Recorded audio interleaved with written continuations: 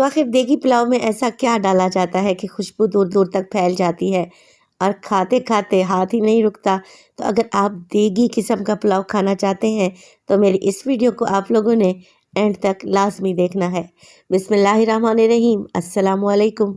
खुश रहें, आबाद रहें, जहाँ भी रहें हैप्पी रहें और हेल्दी रहें। तो मैं हूँ फ़ाइज़ा और वेलकम करती हूँ आपको चटपटे पकवान में।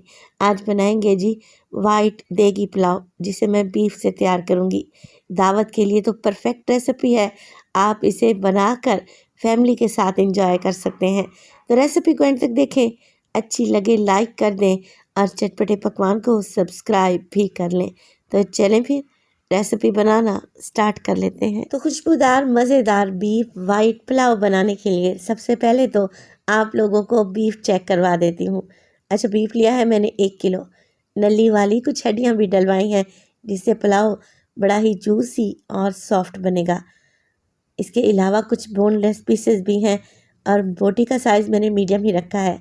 आप चाहें तो ये पुलाव मटन में भी बना सकते हैं। चलें जी, अब ले लिया है मैंने यहाँ पर एक प्रेशर कुकर।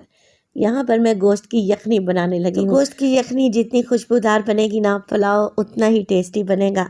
गोश्त के साथ ही मैं ऐड कर दूँगी एक मीडियम साइज़ की प्याज, जिसे आप लोगों ने रफली सा काट कर डाल देना है। इसके अलावा 1 टेबल स्पून डालूँगी अदरक और लहसुन का पेस्ट। आप लोग साबित भी डाल सकते हैं। नमक डालेंगे 1/2 टेबल स्पून, बाकी का नमक बाद में चेक कर लेंगे। इसके अलावा डालेंगे कुछ खुशबूदार मसाले। तो डालूंगी मैं तेज़ पत्ते 2 से 3 अदद छोटे साइज़ के। 1 टेबल स्पून डाल दूंगी साबित सूखा धनिया। इसके अलावा 1 टेबल स्पून इसमें साबित सफ़ेद ज़ीरा।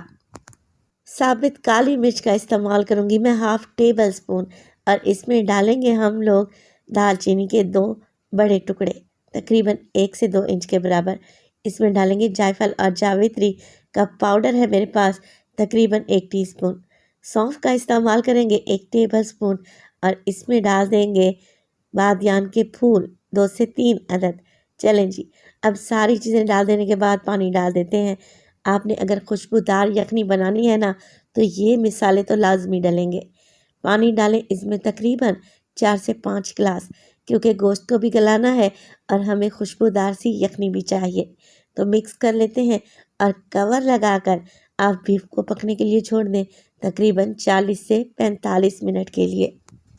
तो 40 मिनट के बाद मैंने कुकर का सारा प्रेशर निकाल दिया है।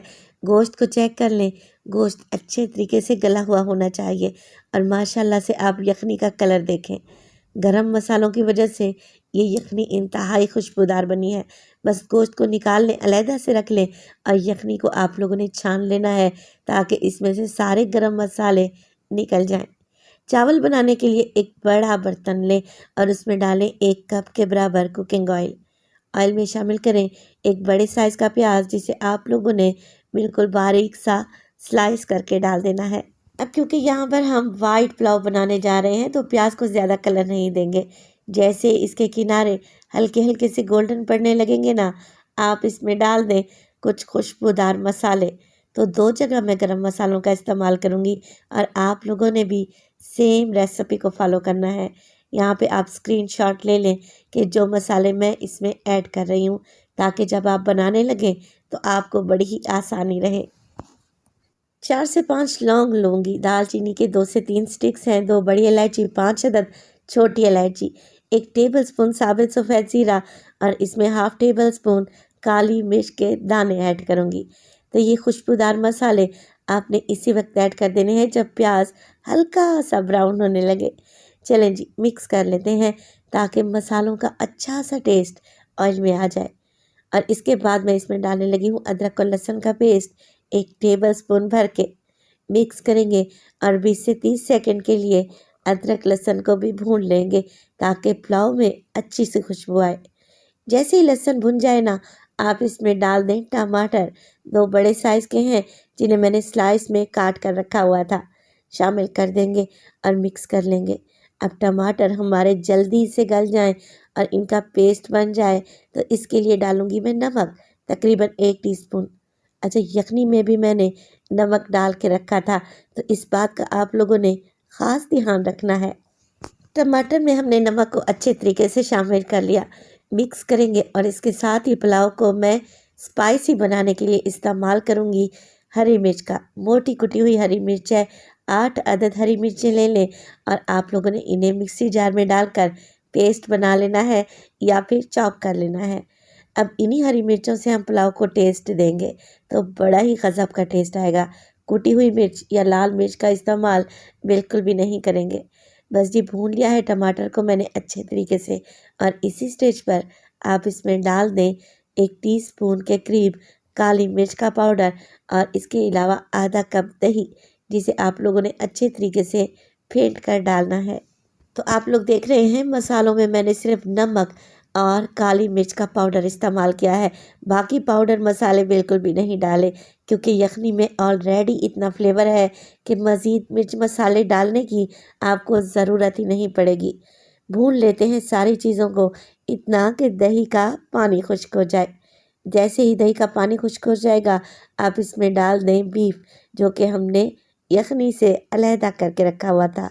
बस बीफ को भी भून लेंगे 3 से 4 मिनट के लिए ताकि बीफ में अच्छा सा फ्लेवर आ जाए। अच्छा, जब तक गोश्त को भून रहे हैं मैं आपको चावल दिखा दूं। चावल मैंने छान कर रखे हुए हैं और 2 से ढाई घंटे पहले मैंने इन्हें भिगो कर रख दिया था।